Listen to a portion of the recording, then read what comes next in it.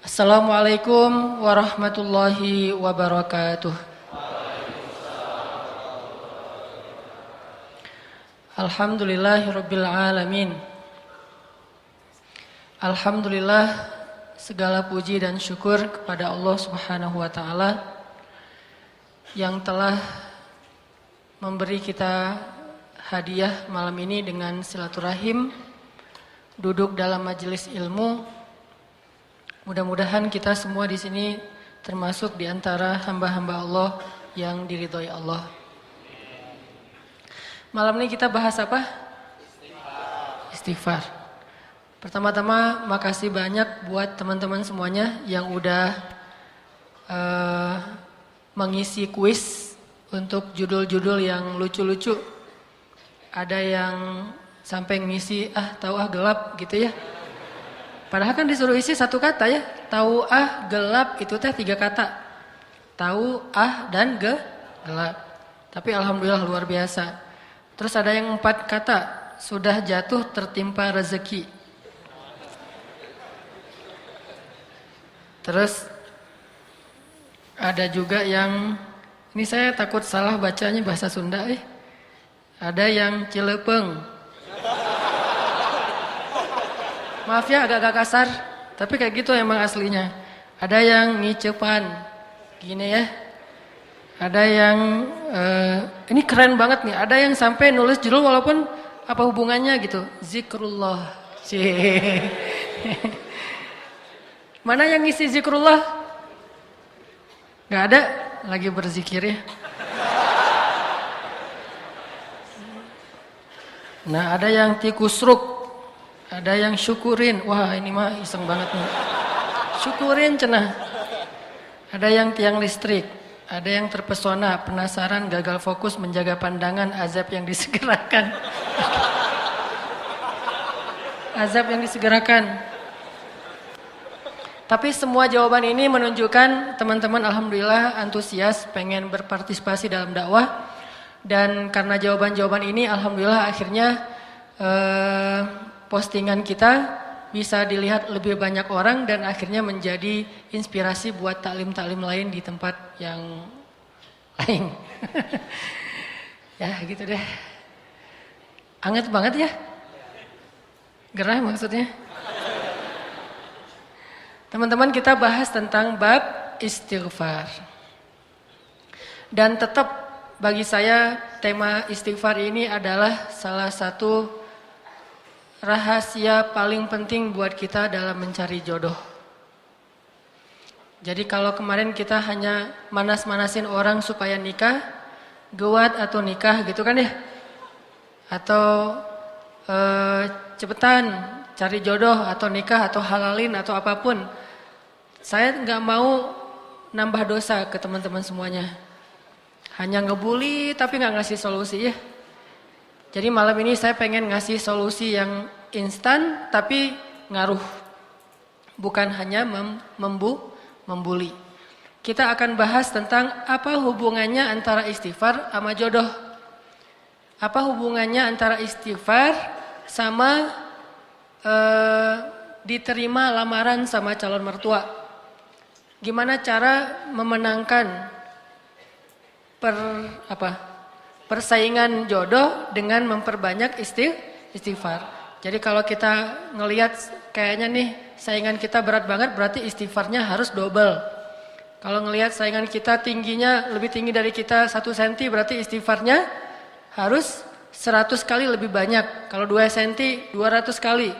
Kalau ada yang lebih tinggi dari kita 1 meter berarti ribuan kali harus beristighfar. Nanti kita bahas tentang apa hubungan antara istighfar sama jodoh.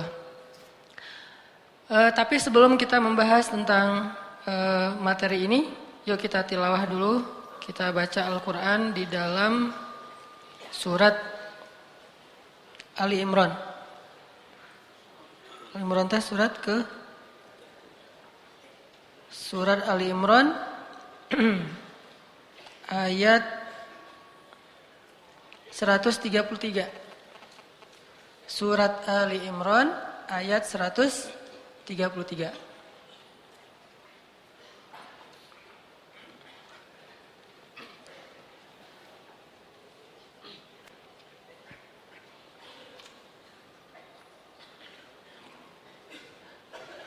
Terus saya di sini ngelihat makasih juga buat teman-teman yang datangnya pakai bendera Palestina. Ini ada beberapa yang bawa bendera Palestina. Cuman kalau ini Palestina? Palestina ya? Cuma kebalik ya. Kalau Palestina itu hitamnya di atas, hijaunya di bawah. Kalau yang hitamnya di bawah, hijaunya di atas itu bendera Dubai. Bendera Emirat. Jadi nanti mungkin bisa dicek lagi. Makasih banyak. Ada yang bawa bendera Israel mungkin? Gak ada ya. Alhamdulillah ya. Biasanya kalau yang bawa bendera Israel itu di Tomorrowland. Jadi kalau di Tomorrowland tuh bendera paling banyak berkibar adalah bendera Israel. Kalau di Masjid TSB insya Allah yang paling banyak berkibar pertama bendera Indonesia, kedua bendera Palestina.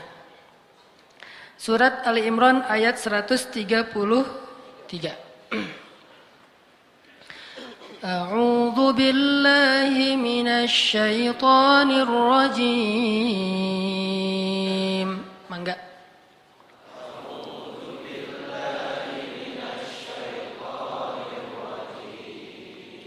Bismillahirrahmanirrahim.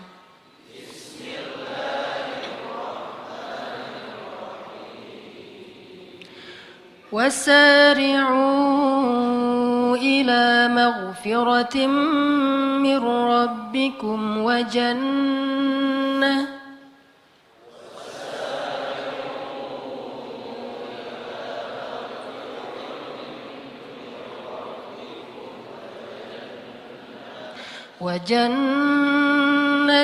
عرضها السماوات والأرض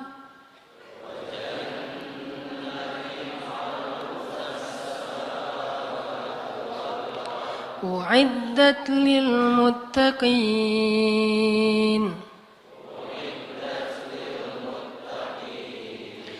الذين ينفقون في السراء والضراء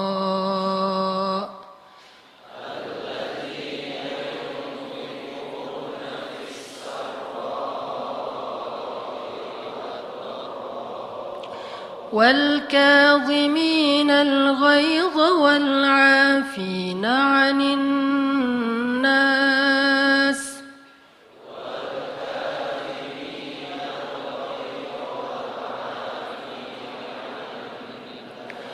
والله يحب المحسنين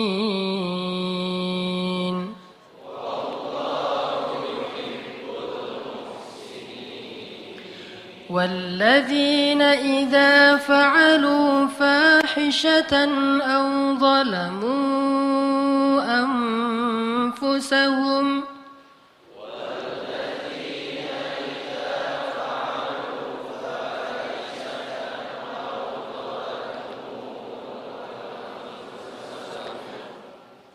ظلموا أنفسهم ذكروا الله فاستغفروا لذنوبهم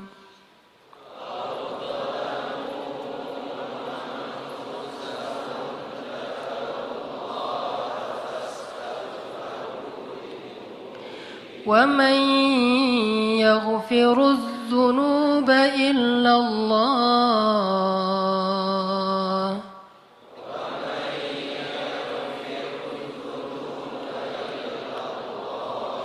ولم يصروا على ما فعلوا وهم يعلمون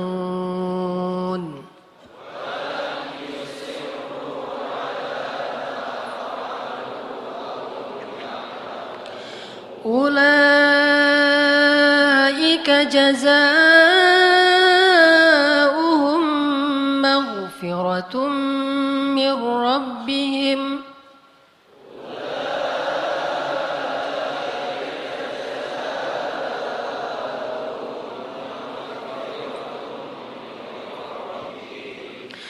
مغفرة من ربهم وجنات تجري من تحتها الأنهار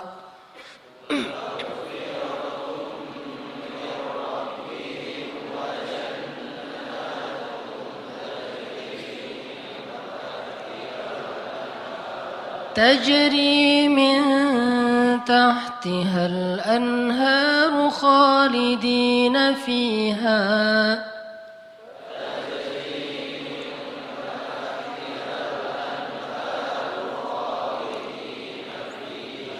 ونعم أجر العاملين.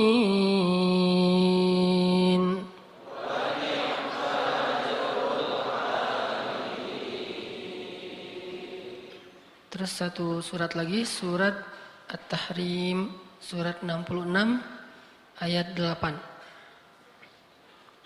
Surat At-Tahrim, surat 66 ayat 8. Bismillahirrahmanirrahim.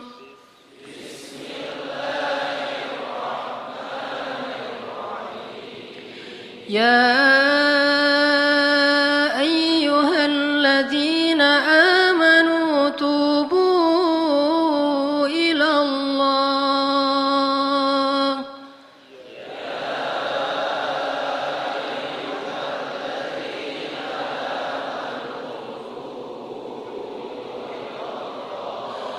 Tubu ila Allah taubatan nasuha.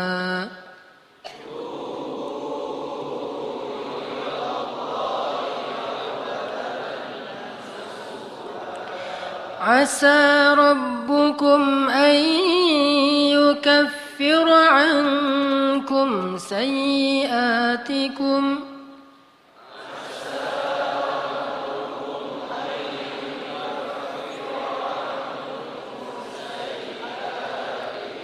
wa yudkhilakum jannatin tajri min tahtiha al-anhar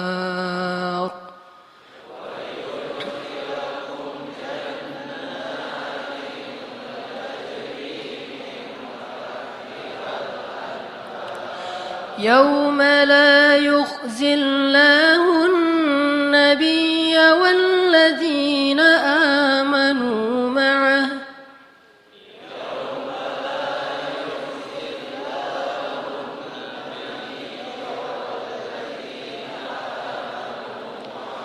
nuruhum yas'a baina aydihim wa biaymanihim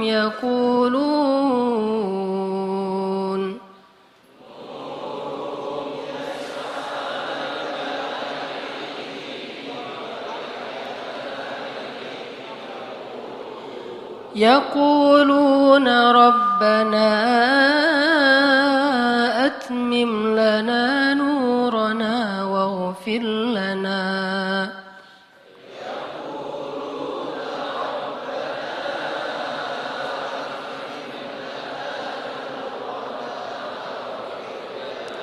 innaka ala kulli syai'in qadir.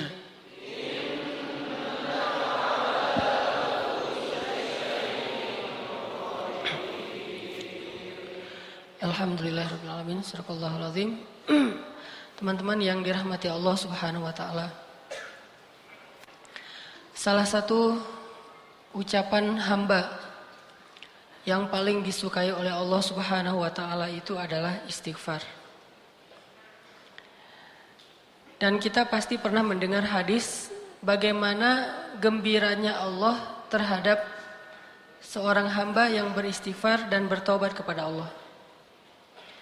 Lebih daripada gembiranya seorang laki-laki yang dia sedang berada di tengah padang pasir, lalu setelah lelah berjalan dengan mengendarai onta, tiba-tiba dia istirahat dan tidur. Pada saat dia tidur, ternyata ontanya pergi. Sehingga ketika dia bangun, dia kehilangan onta dan semua bekal yang dia bawa di atas onta itu. Dia kehilangan ontanya, dia kehilangan air, dia kehilangan pakaian, dia kehilangan makanan, hilang semuanya. Sehingga pas dia bangun dari tidur, dia tidak mendapati ontanya dan dia kemudian panik mencari ke sana kemari sampai kemudian dia lelah dan tidak menemukan ontanya itu. Saat dia sudah lelah, lalu dia berputus asa, sampai akhirnya dia tertidur kembali, saking lelahnya, seharian dia nyari ontanya, lalu dia tertidur lagi tuh. Saat dia bangun dari tidurnya, tiba-tiba dia melihat ontanya persis ada di sebelahnya. Dan utuh dengan semua perbekalan yang ada di atasnya.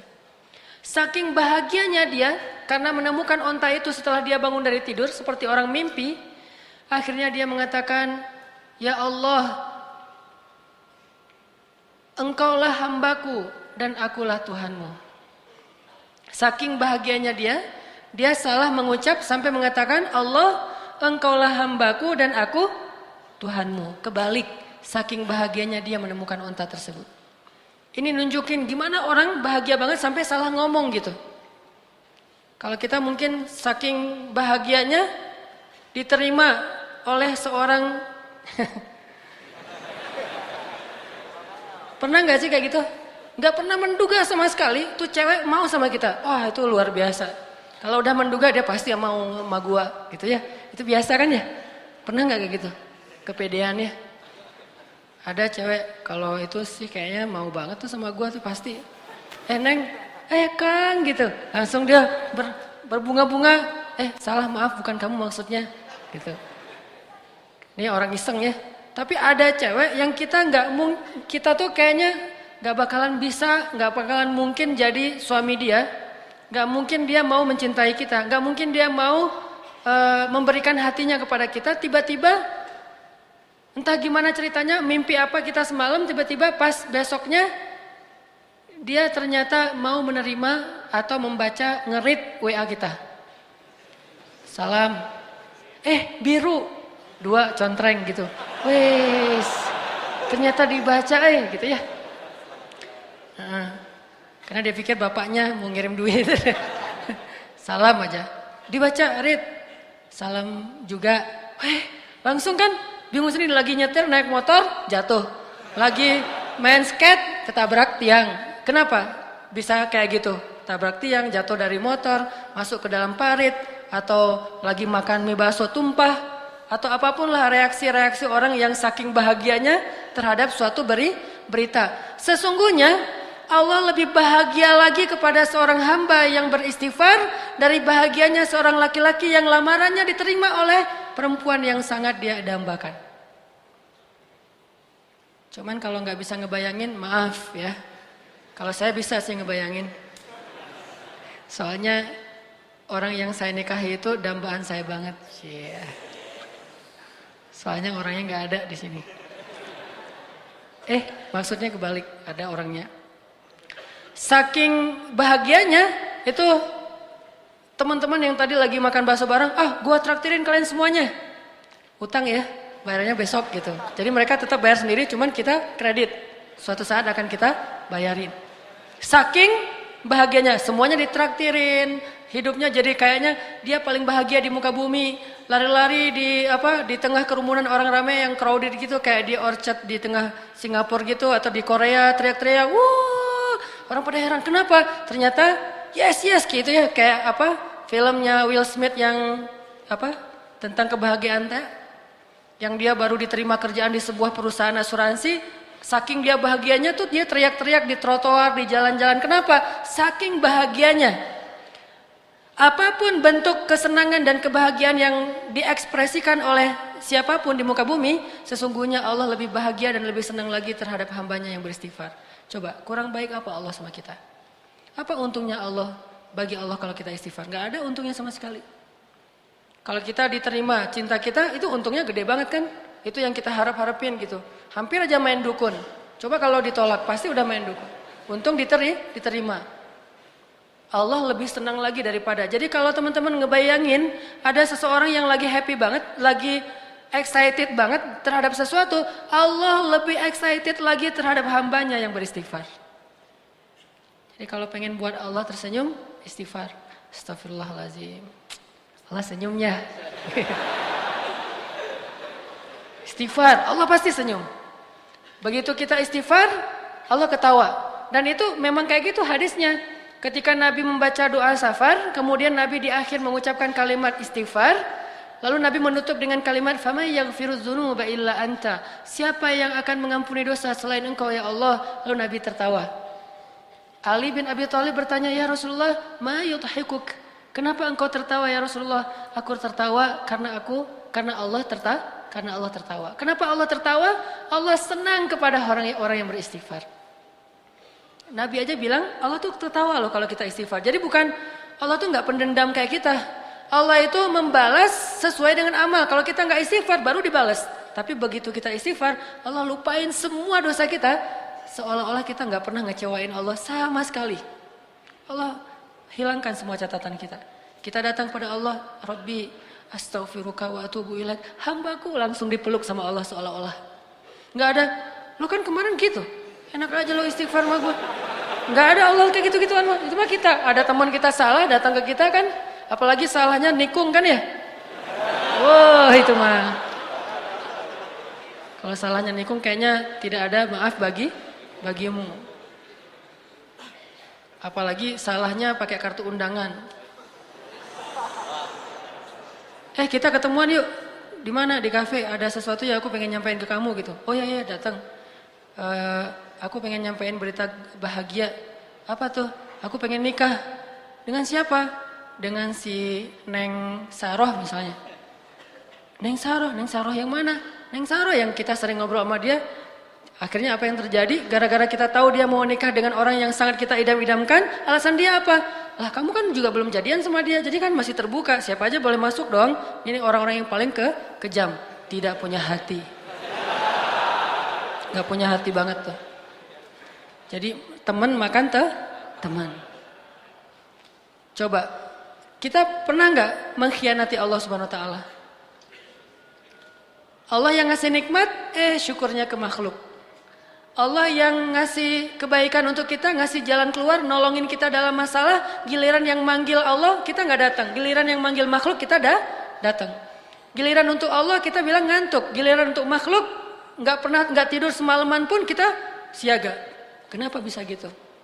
Kadang kita syirik kepada Allah itu bukan dengan menyembah, tetapi syirik kepada Allah itu dengan cinta.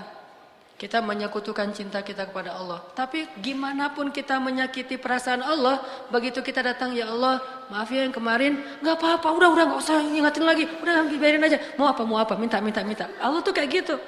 Cuma bilang maaf ya yang kemarin, astaghfiruka wa atubu ilaik. Coba kalau manusia digituin, maaf yang kemarin, maaf. Setelah semua yang kamu lakukan itu maaf.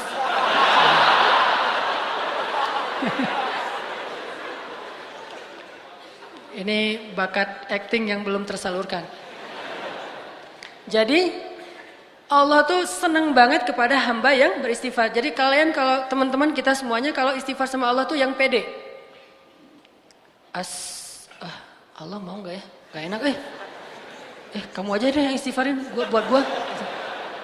Ya Allah istighfar buat dia gitu. Kan nggak perlu gitu kan? Ini karena kita nggak pede. Saya nggak enak maju sama Allah. Kamu aja yang soft pertama, saya mah paling belakang. Kenapa? Soalnya saya banyak dosa. Nggak mau ntar Allah ngelihat ke saya, ntar gimana saya mau jawab apa? Nggak perlu. Karena kalau kita datang kepada Allah, pede aja karena Allah Maha Ghaffar, Ghafur. Dua lagi tuh. Ghaffar dan Ghafur. Ampunannya sangat luas. Tidak ada batas, sebanyak apapun dosa pasti diampuni. Ghafur atau Ghaffar juga berarti walaupun kita mengulangi lagi kesalahan, kita datang lagi Allah maafin lagi. Kita salah lagi, kita datang lagi Allah maafin lagi. Allah gak pernah berputus asa mengampuni dosa kita. Yang terjadi justru kita putus asa minta ampun kepada Allah. Gak pernah Allah putus asa. Kan saya sering bacain ayat Qul ya ibadiyalladzina asrafu ala anfusihim La taqnatu min rahmatillah La taqnatu min rahmatillah Allah tuh sayang banget sama kalian teman-teman. Sayang banget sama kita semuanya. Sayang. Apa bukti sayangnya?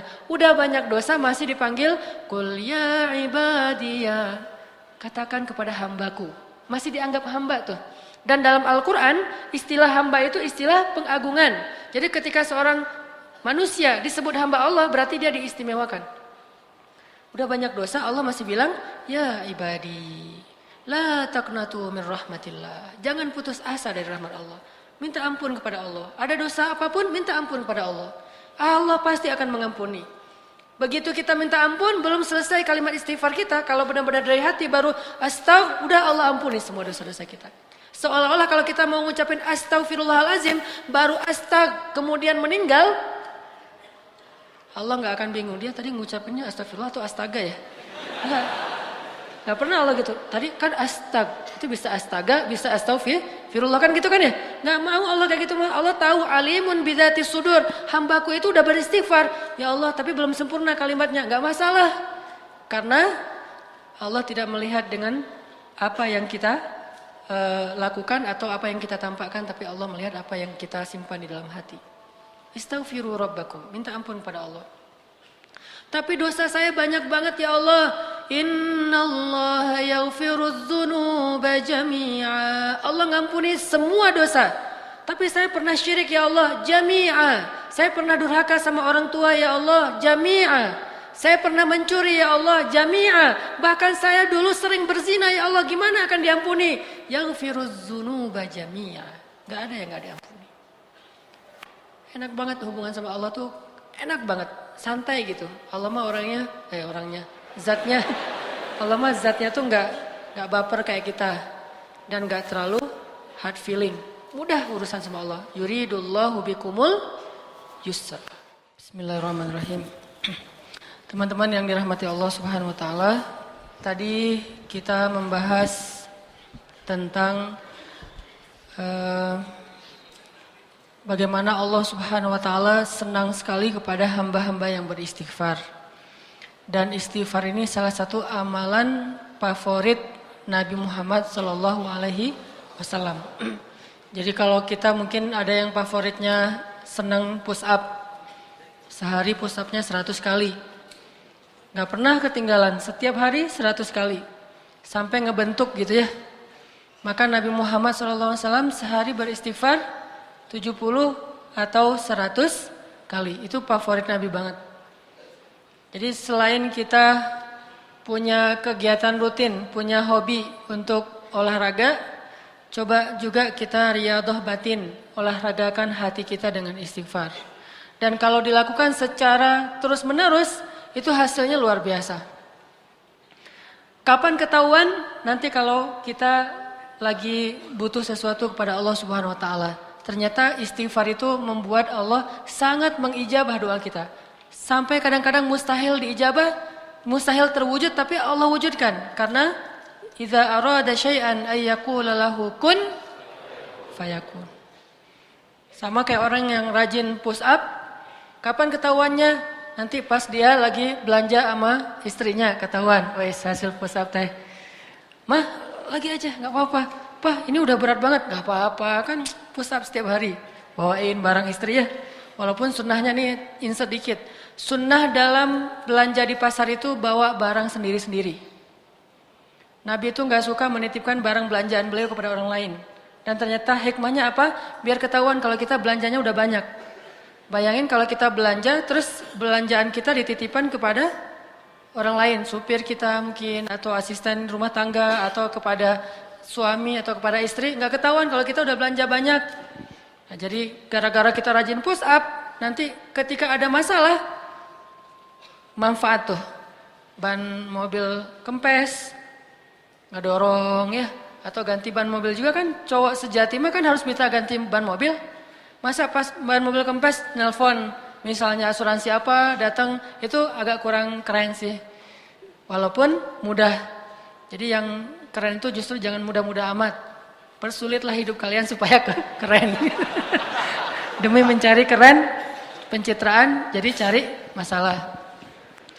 Ketahuanlah orang yang rajin olahraga, orang yang rajin tilawah Al-Quran, orang yang rajin tahajud, orang yang rajin puasa, suatu saat nanti itu pasti akan ada hasilnya ketika dalam kondisi-kondisi tertentu. Begitu juga istighfar. Jadikan istighfar itu kayak hobi kita, seperti kita push up. Setiap hari istighfar. Minimal banget 100 kali, karena Nabi aja yang dosanya bukan dosa besar, cuman Nabi beristighfar atas pasti karena beliau sebagai manusia biasa hamba Allah, mungkin kesalahan beliau itu bukan berbuat dosa, bukan bermaksiat, tapi kesalahan beliau itu adalah belum memenuhi hak Allah Subhanahu wa taala. Itu aja 100 kali istighfar. Gimana kita yang dosanya itu banyak banget. Saya pengen sharing satu kisah yang mungkin teman-teman pernah dengar. Kisah tentang seorang ulama yang bernama Imam Ahmad.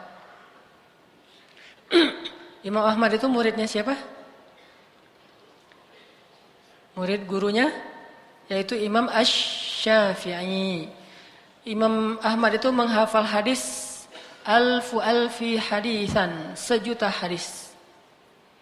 Jadi Imam Ahmad itu menghafal 1.000.000 hadis. Dan sama dengan kita.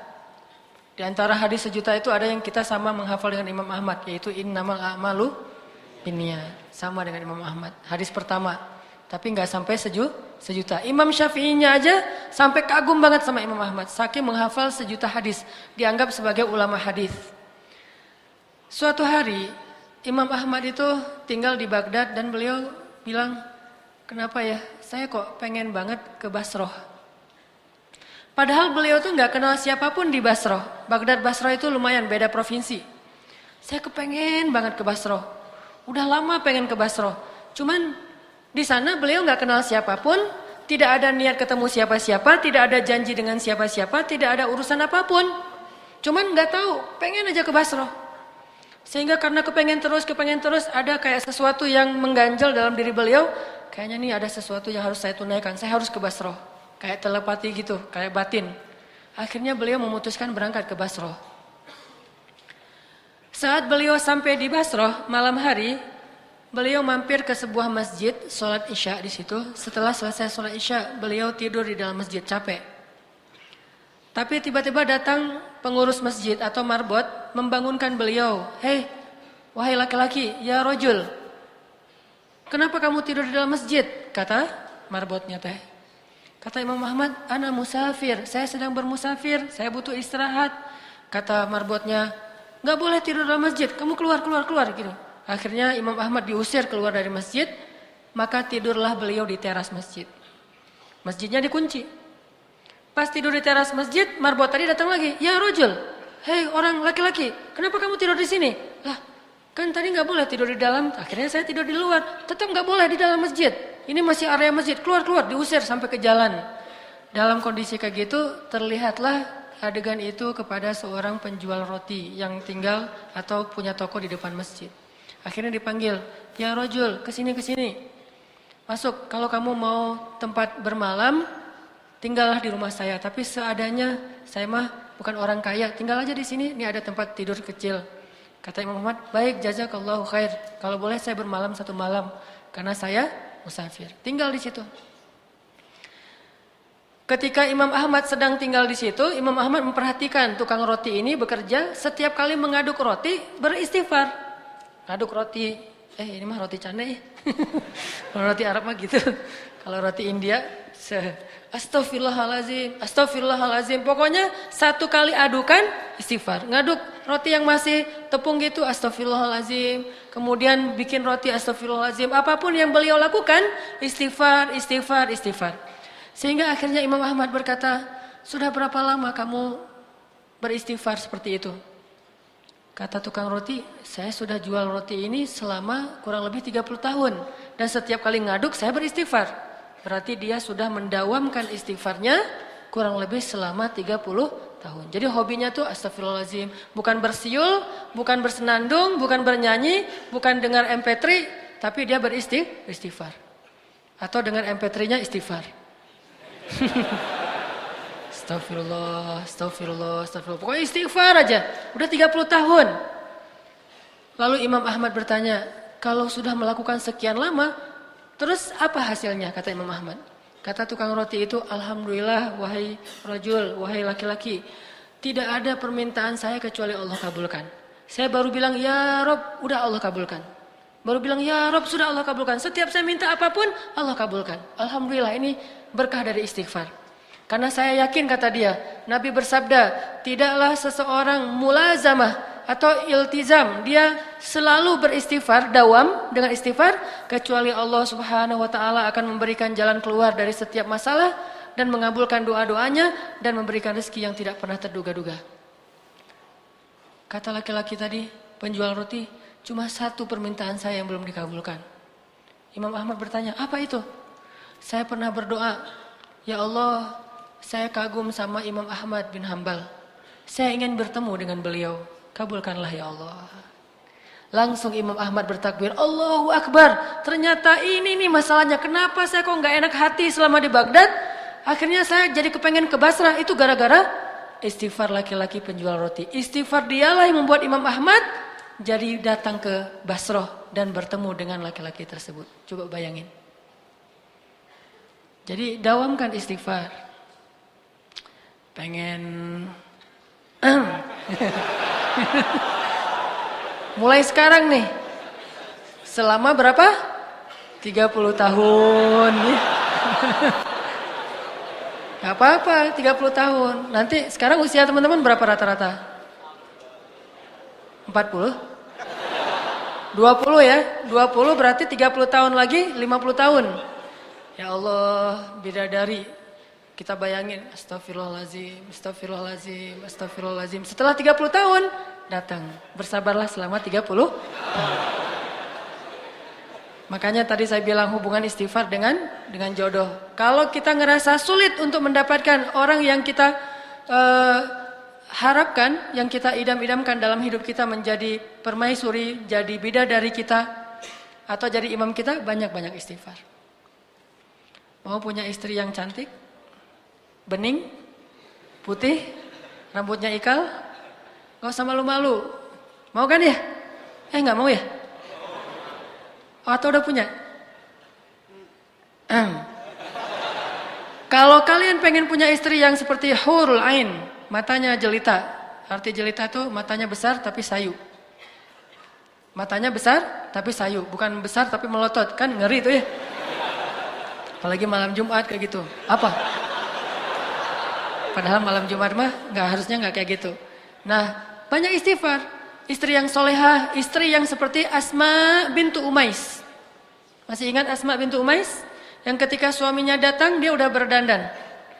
Lalu ketika suaminya masuk ke dalam rumah, dia ganti pakaian suaminya.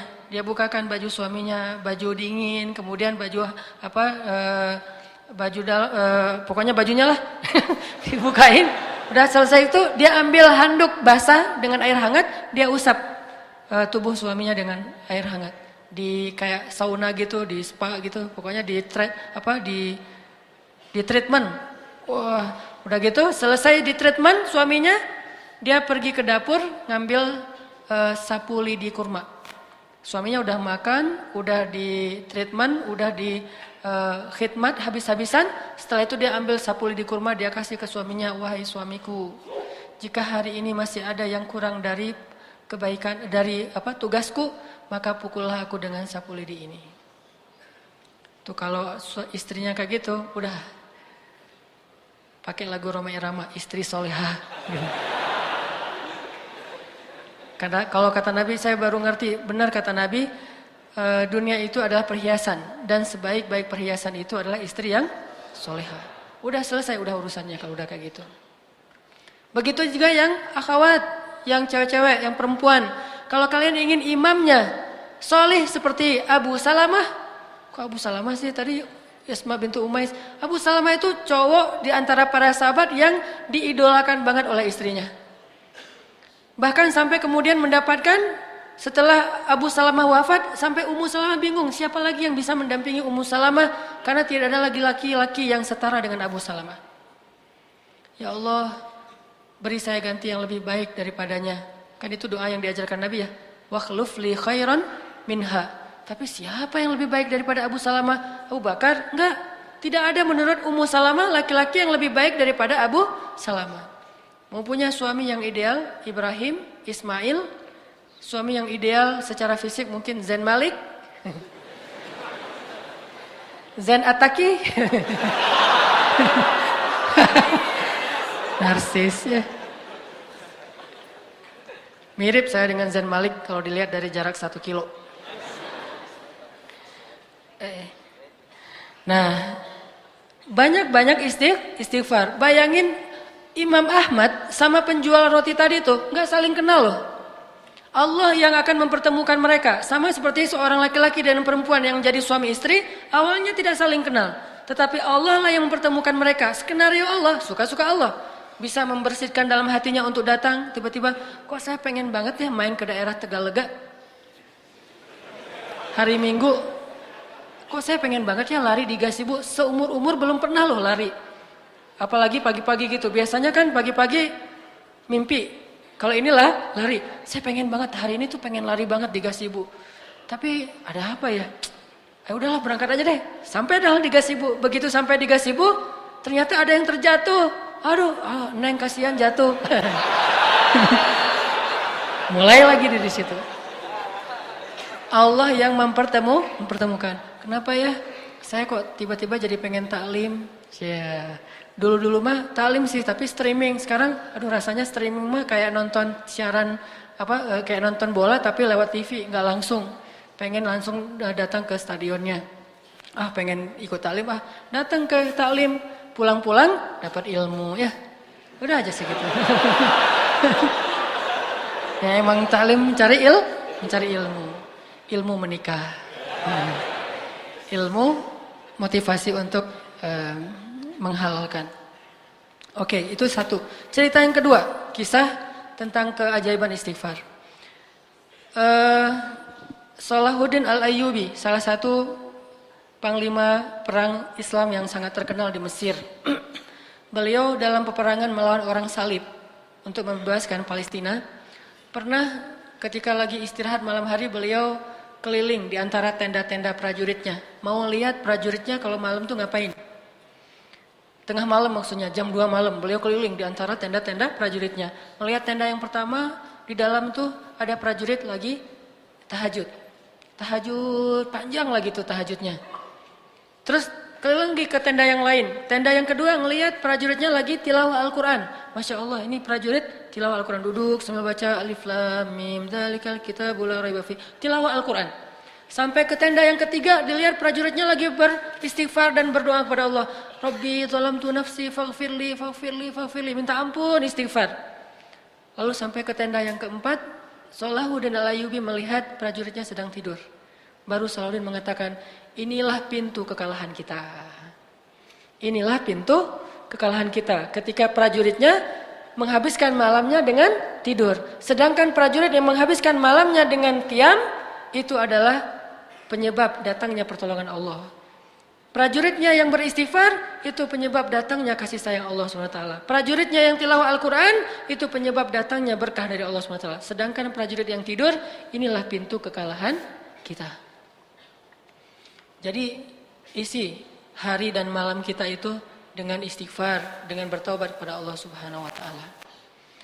Sehingga Allah Subhanahu wa taala berjanji, "Faqultu astaghfiru rabbakum innahu kana ghaffara." Siapapun yang beristighfar, Allah Ghaffar. Pasti Allah ampuni dosanya. Enggak mungkin enggak. Kenapa sedih? Ya, saya udah minta maaf sama Allah tapi Allah belum maafin. Enggak ada itu. Itu mah dengan manusia ya. Saya udah sih minta maaf ke dia, saya kirim WA, saya telepon, saya japri terus enggak dibaca-baca. Saya datengin enggak dibukain pintu. Ternyata salah rumah ya.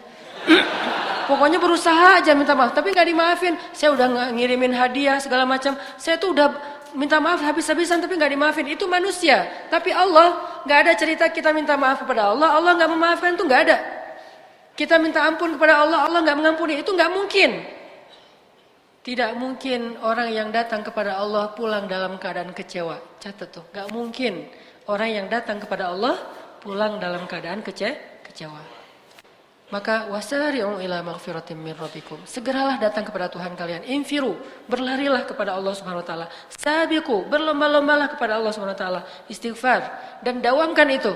Mudah-mudahan dengan kita mendawamkan istighfar sekian lama, suatu saat begitu kita angkat tangan, Rabbi, Allah langsung kabulkan. Belum minta ya Allah. Alhamdulillah juga sih. Ya udah enggak apa-apa deh. Gitu. Allah udah tahu. Nabi Muhammad kan belum ngomong apa-apa, Allah udah kabulin. Nabi Muhammad setiap sore gini doang. Pergi aja. Besok sore gitu lagi. Pergi lagi. Nggak pernah ngomong apapun. Cuman ngelihat ke langit. Tiba-tiba قد نرى تقلب وجهك في السماء فلنولينك قبلة ترضاها. Aku udah tahu kamu setiap hari ngelihat ke langit. Udah deh, ganti aja kiblatnya ke arah yang kamu sukai wahai Muhammad. Coba bayangin. Gara-gara Nabi sering istighfar, cuman ngelihat ke langit doang. Sehingga kalau misalnya kita malu meminta dengan lisan, nggak enak, oh mau minta itu, ya udah. Pasang muka paling melas sedunia. Ya. Tapi hati kita membatin. Kan Allah alimun bidati sudur. Hal apa yang kita nggak enak minta ke Allah. Kadang-kadang kita mau minta sesuatu yang menurut kita agak kurang pantas. Kayak Nabi Ayub nggak enak meminta sembuh kepada Allah kan. Nabi Ayub tuh pengen sembuh tapi nggak enak minta sama Allah. Jadi ketika beliau sakit 17 tahun. Beliau nggak pernah minta Robbi. Allahumma rabban nas. Adhibil ba's. Ishfi anta syafi la shifaan illa shifa'uk. Gak pernah Nabi Ayub ngomong kayak gitu, coba. Kita baru agak panas sedikit. Allahumma shfi anta syafi la shifaan illa shifa'uk. Kita gitu kan? Boleh gak kayak gitu? Boleh banget. Karena doa meminta sembuh kepada Allah itu doa yang diajarkan Nabi. Tapi saking gak enak hatinya Nabi Ayub, sakit juga Nabi Ayub gak mau ngomong. Sama kayak seorang istri yang gak enak sama suaminya. Dia lelah hari ini gak ngomong-ngomong, diam aja. Atau mungkin tangannya kena pisau dikit gak ngomong-ngomong, diam aja. Pas ketahuan pas malam dibelai sama suaminya tangannya, kenapa ini mah? Enggak tadi enggak. Udah enggak apa-apa gitu. Mah kenapa ini mah? Papa serius loh mah, kenapa nih enggak boleh kayak gini nih mah? Nih tangan mama nih. Lebay gitu ya. Pak kok lebay gitu sih Pak? Ini tangan ini enggak boleh, enggak ada yang, oh ini siapa yang kerjaan siapa nih mah? Gitu. Mah sebutin namanya mah. Pisau. Pisau siapa? Di dapur, pisau kita. Oh, akhirnya garing gitu aja. Kirain ada cowok siapa gitu, so gaya-gaya gitu mau ngebales. Nah, intinya adalah tadi ngomong apa? Kok jadi Jadi lupa Nabi Ayub, Masya Allah, Barakallah. Nabi Ayub tuh gak enak mau ngomong sama Allah. Ya Allah saya sakit, sembuhkan saya. Gak enak. Sampai Nabi Ayub akhirnya mau ngomong gara-gara apa teman-teman? Gara-gara istrinya pulang, maaf, udah gak punya rambut. Istri satu-satunya yang mendampingi beliau setia selama belasan tahun dalam keadaan sakit. Beliau istrinya kerja, kadang nyuci kandang ternak-ternak orang dibayar, kadang jadi pembantu di rumahnya dibayar, kadang-kadang menggembala ternak dibayar, kadang-kadang nyuci piring dibayar. Pokoknya apa aja lah. Sampai akhirnya nggak punya kerjaan apa-apa istri Nabi Ayub, sedangkan harus memberikan makan kepada suaminya. Udah 3 hari nggak bawa pulang roti, cuma minum air aja. Istrinya pun akhirnya menjual rambutnya. Dia cukur rambutnya, dia jual di pasar. Bayangin menjual rambut. Pas pulang udah nggak ada rambut. Nabi Ayub bertanya, wah istriku kenapa rambutmu? Istrinya nggak mau cerita. Sampai akhirnya udah Nabi Ayub nangis-nangis. Istrinya cerita, dia nggak punya apa-apa yang bisa dia lakukan selain menjual rambutnya untuk bisa memberi roti untuk suaminya. Baru Nabi Ayub nggak kuat lagi untuk tidak meminta kepada Allah. Baru Nabi Ayub bilang apa? Itu juga bahasanya tuh malu-malu. Coba, Rabbi massaniyad dur wa anta arhamur rahimin. Rabbi saya sakit, Engkau maha penyayang. Gitu doang ngomongnya. Bukan ya Allah sembuhkan saya, istri saya lihat dong ya Allah kan. Enggak. Nabi Ayub mah nggak ngomong gitu. Cuma bilang Rabbi saya sakit, Engkau yang maha penyayang. Langsung Allah sembuhkan. Tiba-tiba Nabi Ayub jadi muda lagi. Sakitnya di usia sekitar 80 tahun. Tiba-tiba jadi muda lagi. Usia yang paling ideal. Tahu nggak usia paling ideal itu berapa?